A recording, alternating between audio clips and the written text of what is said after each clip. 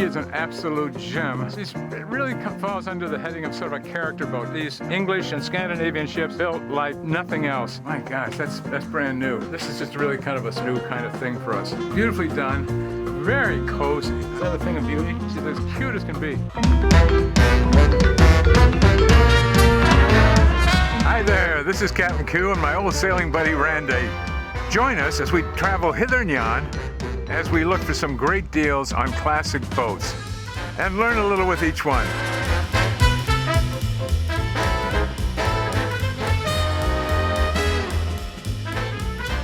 Hey, Captain! Randy, how are you, buddy? Good, how's Sea Dog? Sea Dog's just fine. I think you just noticed him. Sea Dog goes everywhere with us, doesn't she? Yep. She's the best dog in the world. Hey, you know where we are today? No.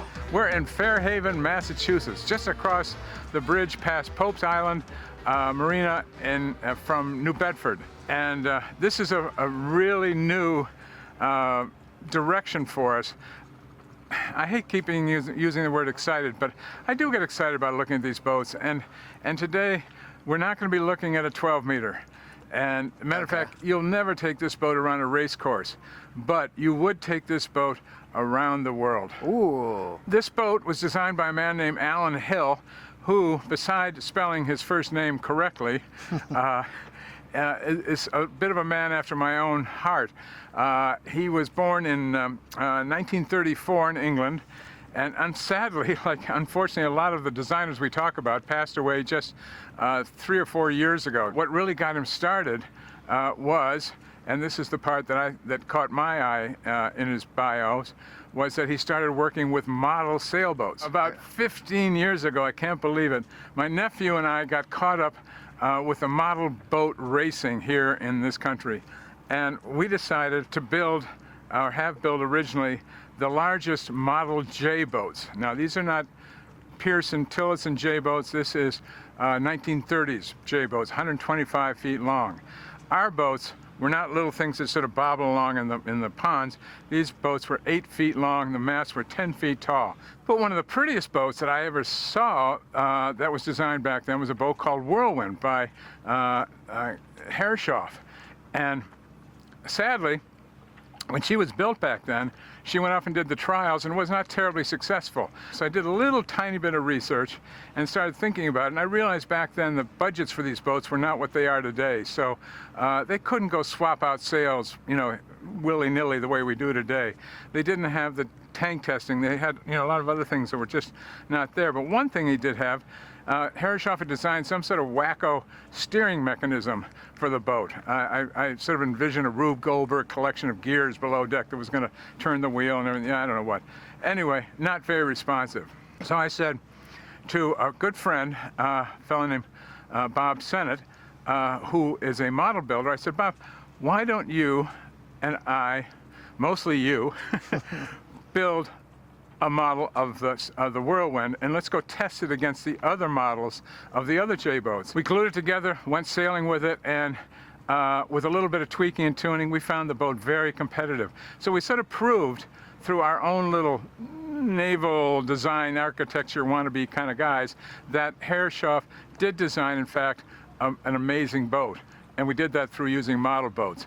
This is what Alan Hill did in a different time. He went off and then ended up getting hooked up with a man named Eric White, who had a company called Marine Construction, later abbreviated to Marco, and they ended up building a number of Alan Hill's designs, and along with another gentleman, Peter Brett, they ran this company up until about 1970.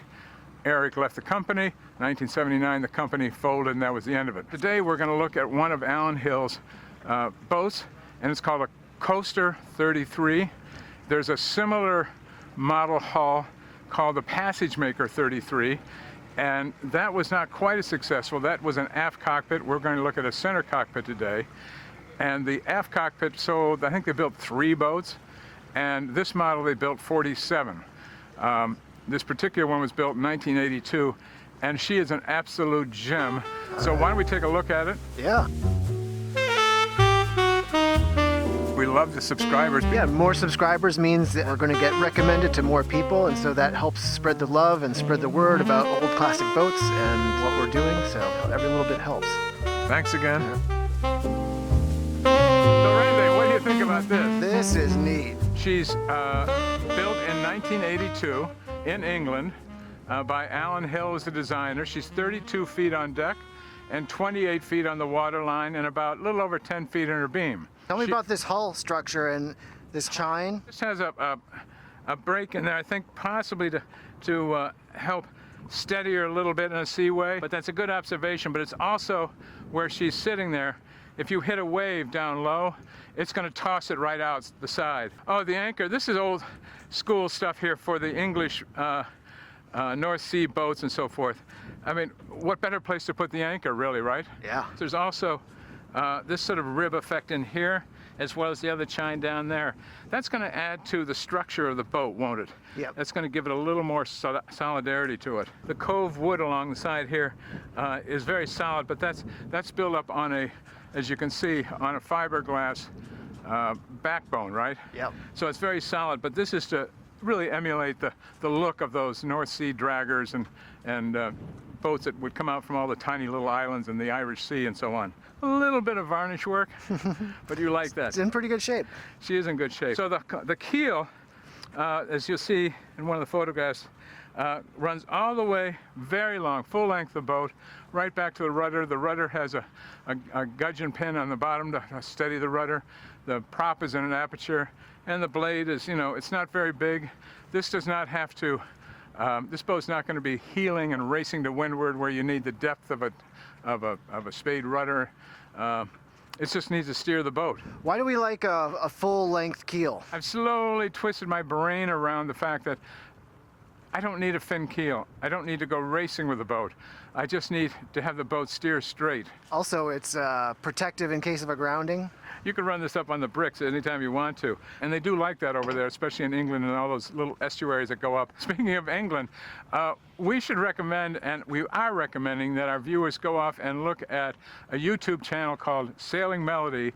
Oh, yeah. And this is about an English family resurrecting an old steel boat. And they have a brilliant young man who is, I think he's about 30 actually, but he's really only about 10 maybe, named Jack. Yeah, he's running the show. And Jack is running the show.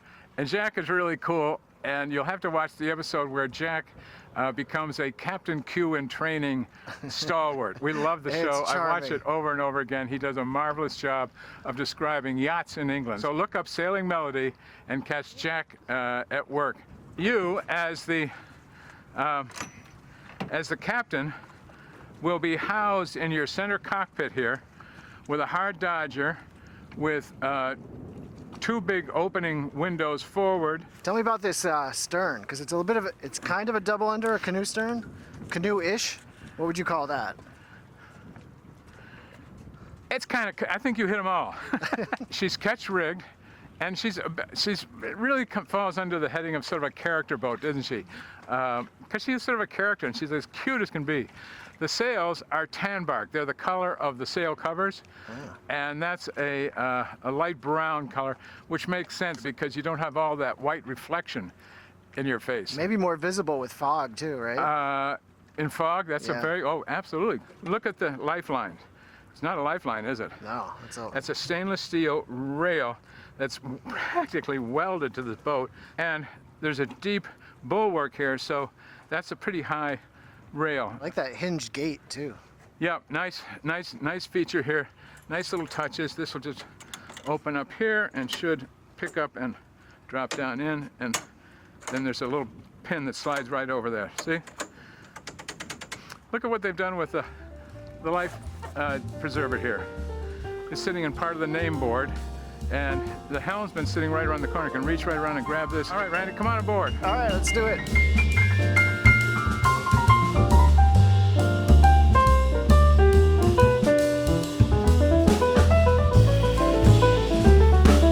Randy, come on inside here. Oh, thanks. Yeah, check this out. I'm going to keep repeating the length of this boat, 33 feet. I'm sitting here in a wheelhouse. This is truly a wheelhouse cockpit. Beautifully done. Has a little teak and teak decking up here just to give you a warm feeling in the boat. Beautifully finished teak varnished on the companionway hatches. This little seat I'm sitting in is the current owner's wife like this because she likes to be up while her husband is driving, and I'm sure they probably switch places from time to time. It has just looking from here, you can see the wheel and all the controls nicely buried under heavy plastic. So this has a Kubota engine with all of how many hours? Oh, 785, I think. I know, my gosh, that's brand new. It's a pretty cozy place for the helmsman, isn't it? It's almost like a power boat, but he's going to be in here dry. The waves are going to come over the bow. If they do make it back here, there's a windshield wiper on the port forward glass there, and we haven't seen that very much. We're putting in a GPS radar display. He's going to install it even before he sells the boat. So I'm just going to step down here and notice here the depth of this cockpit, and again, captain measuring stick here, we have how many inches over my head? Yeah, probably 5 or 6 inches. Yeah. On the wheel side, they've put I always like getting behind the wheel. You sort of really feel in control. I'm right behind the steering system, and this is not a hydraulic system on this boat. Look at this panel here for all of your switches, for your radar, for your lighting system. Engine gauge is right in front of me. We like this cockpit a lot. These storage lockers, and again, these aren't what we call the big old sail lockers, are they? No. They're really the hose lockers and the miscellaneous lockers and so forth. And we don't have any sails on the boat. Just 3 sails. There's another locker similar to it on this side that's a little tricky to access. If I pull up this seat right here, you can look down in there, but there's a lot of line storage, maybe some extra anchor line, whatever. Yeah. And here's your favorite muscle maker, right? Yep, perfect for the captain. The hand bilge pump. Now, you're standing on a couple of hatches here. What do you think we have under those hatches? That's too obvious. You'll get this one right off. Yeah, well, based on the Hallberg Rassy. You're going to say the Galley, aren't you? Take a look. Oh, wow. Well, the color is overwhelming. Look at the engine beds and the longitudinals and the thwartship bedding down there for the hull. This thing is built like a super tanker. On the shelf, just on the starboard side, you'll see the battery bank, and what do we like about that? Well, A, they're strapped down, and B, they're up a little higher out of the bilge. Exactly. Yeah. There's a nice little fuel filter for you right here. Yeah. And look at all the wiring and the plumbing. Hot water heater on the port side. But there's a board that will sit in here so that you can sit on the board and work on the engine. Oh, yeah. Can you get to the front of that engine, Randy? I think you can. As a matter of fact. Wow. Does that impress Sea Dog or what? Yeah, Sea Dog loves it. Yeah, here's your oil filter, and there's also a pump built in so you can pump the oil out for your oil changes. Isn't that a nice touch? I learned that one the hard way, yeah. Yep. That's not always easy. This little tray right here sits just midships right there, thwartship, full length, there we go. And that will catch any water that comes between these two hatch covers, and it will drain over and go out the scupper here. Great cockpit. I really like this cockpit. How do you compare this to the Hallberg Rassy 35 that we saw not that long ago? Well, the Hallberg Rassy 35 was designed as a sailboat. This boat is really equal. She's truly a motor sailor. And I'd be happy to sail this home when I ran out of fuel. The Hallberg Rassy likewise will sail herself home, but she's just, she doesn't have the room and the capacity this has. Now, would you like to go on deck? Ooh, yeah, let's do that.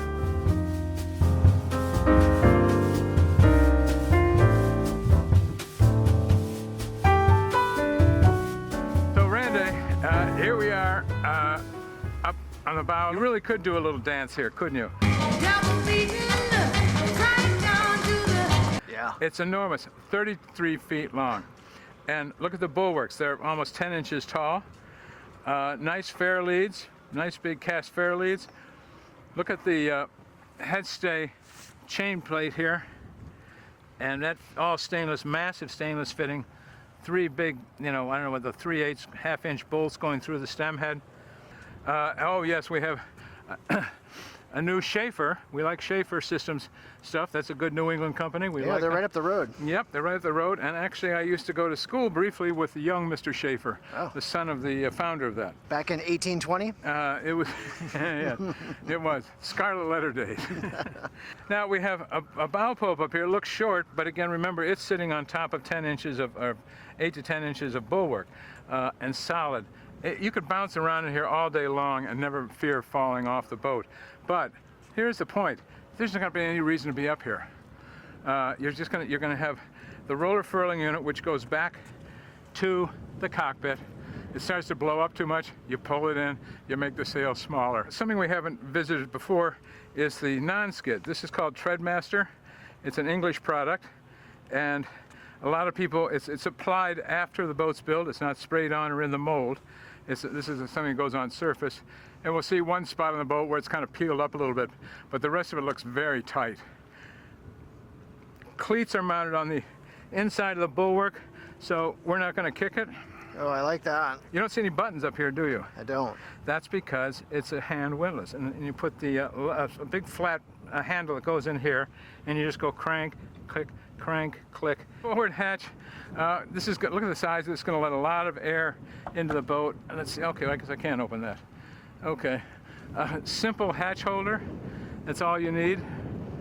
And it also has its own vent in the hatch too to keep air moving through there. And that's a solar piece.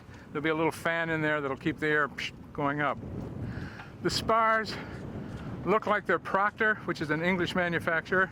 She is stepped on deck, but it's got a very deep collar here.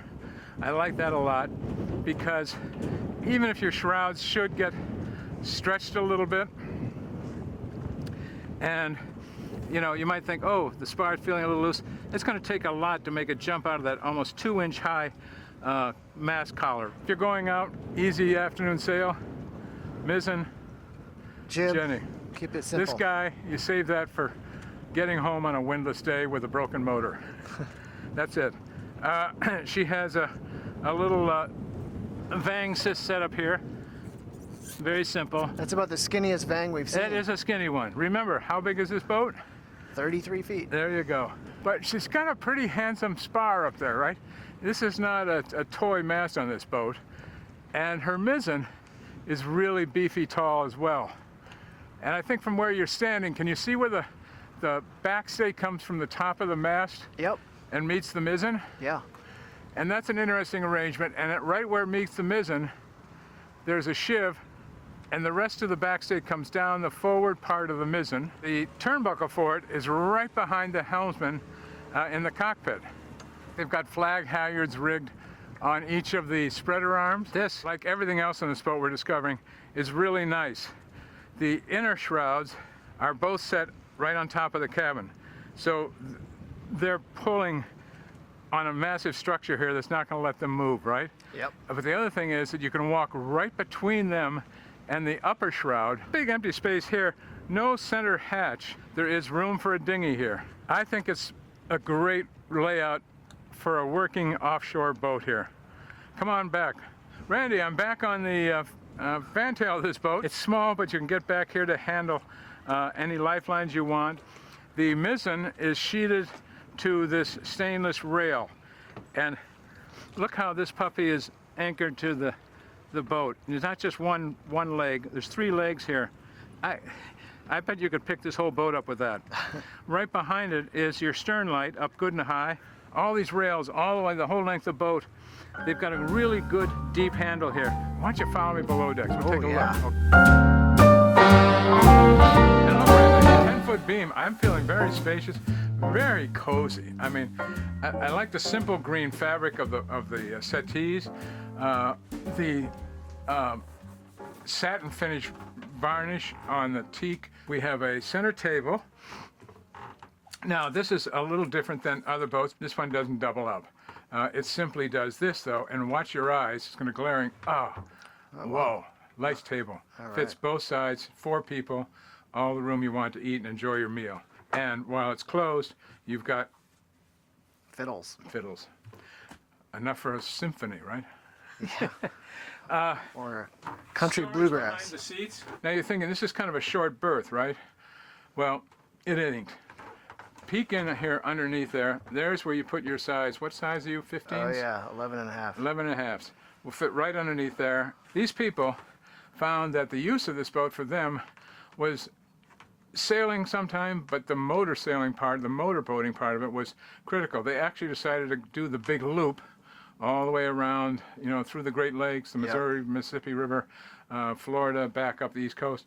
And they got caught going through the Erie Canal. An interesting point about that is they took the masts out of the boat. Oh. They just turned into a power boat. They were going to power the big loop because there are a number of places where the height of the mast was just too great and they'd have to take it out. A lot of boats do that up at the north end of the Hudson River just before you enter the canal. And they said, you know, we're not going to do that much sailing. Let's just take them out and leave them home. He did build a spare spar to hold the radar unit and a couple of flags and so forth. And that's all he needed. And it would go under any bridge they would come up against. Now, there's no nav station in this boat, as you'll see, but he does have one of the nice navigation boards here. And this will sit right on the table. That's an iPad 0.0? You got it. I'm surprised you recognized it, you youngster. Really nice, comfortable main salon and table I can turn to move as I want to move around the boat. Now, I'm in this galley. I've got a 2-burner propane stove. I lied. It's a 3-burner. And put that board back in place. And they've got pots and pans, and they're ready to go cook. Oh. This must be prepared food, is it? That's a pan of non-sponsors. A pan of dinty. And interestingly enough, it's being roasted over chestnuts. Wow, very fancy. Isn't there a song about that at Christmas time? Roasting dinty on some chestnuts? Chestnuts roasting on my dinty moor. Not loaded with storage. We're not going transatlantic, but we've got enough for your condiments. Look at this. We haven't seen this before. We have a sliding window here. This is real sort of kind of a powerboat fixture, but it slides open shut. Our sink will not win the Captain Q Award for depth or location. But remember, what's this boat going to do? Motor. It's going to motor flat. We're not going to suck water into that. This is a 12-volt refrigerator. Oh my gosh, look. Even these motor sailor guys know how to wash down the dinty more, don't they?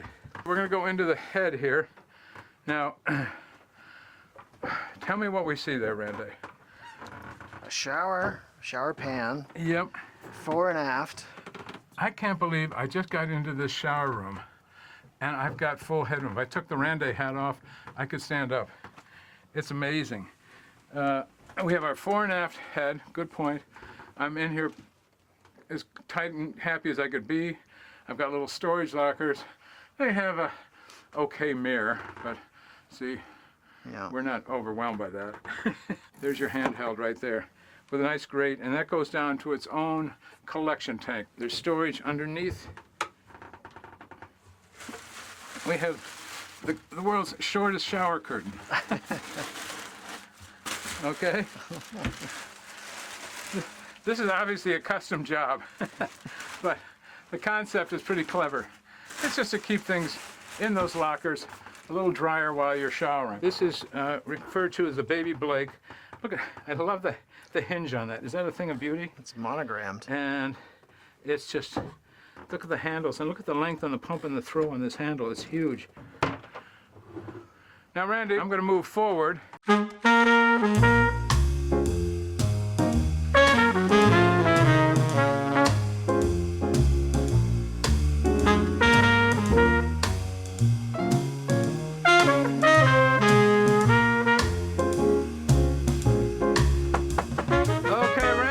Surprise for you. Oh, you do, don't you? Yeah, I know you probably suspected this, but we have an after cabin a la Vindo, a la HR, but this one is truly on steroids. In reading about these coastal cruisers over in the North Sea and the English and European attitudes to them, they like this little after cabin. They like to leave this just made up as sort of a permanent sleeping area for the adults to get away from whatever else is going on the boat. There's a nice little vanity, complete with a mirror. The berths are good and long enough for even the captain, and wide. It's a pretty wide single berth, and this can be doubled up if you want to. Under the cushions, we have good storage for your bumpers? Fenders. Fenders, yeah. I like fenders. I'm going to go with fenders. This week it's fenders. I'm standing up in the aft cabin of this boat, and we couldn't have anything close to that before, could we? No. You're going to have access back here as well to some of the steering gear, I'm betting. What do you think? Can you tell me what's going on back here? It's a little unusual. Well, this is what we call a pull-pull steering system design. The machining on the rudder shaft and the arm are exquisite. Notice down at the base there's a little grease cup there. These particular systems, the conduit should have no 90-degree bends. It's all pretty much So you a can gentle run from the wheel. Okay, so you can have a gentle run because we have the cable here.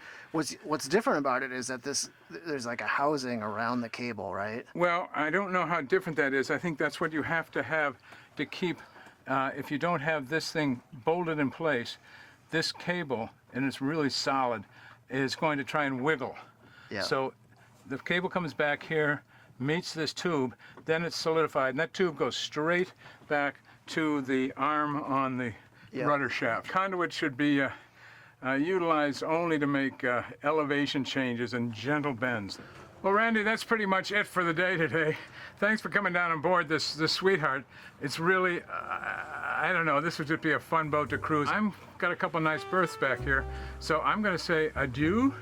What do we say in English? Tally-ho? Cheerio. Cheerio, and I'm off. And thanks for watching. And notice how tall it is in here. It's unbelievable. Bye, Randy.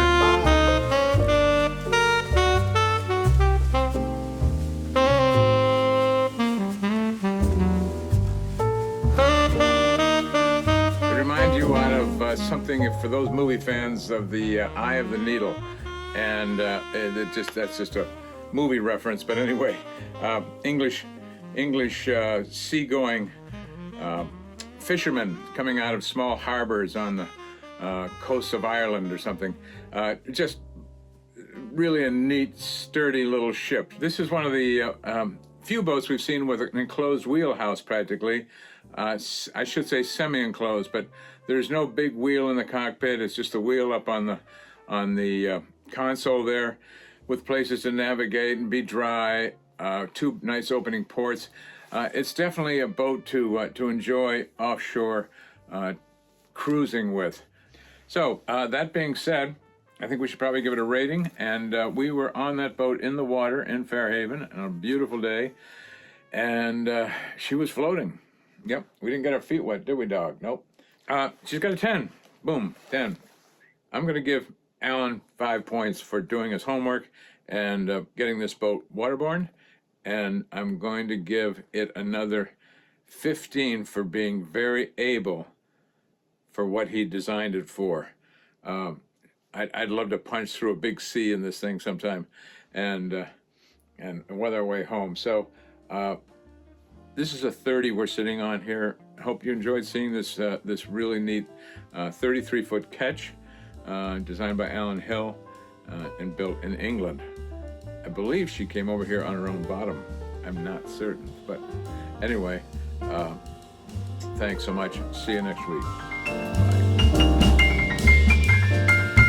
If you like what you see, please hit the subscribe button. And if you want to be notified when the next one comes out, please hit the alert bell. And that's not desperate at all.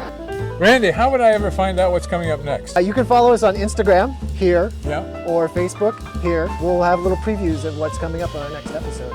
A little bit early. That's pretty cool. Previews. You all join me. I'm going to Instagram right now, and I'm going to find out what's coming up next week. Thank you very much. You know, Instagram's not a place.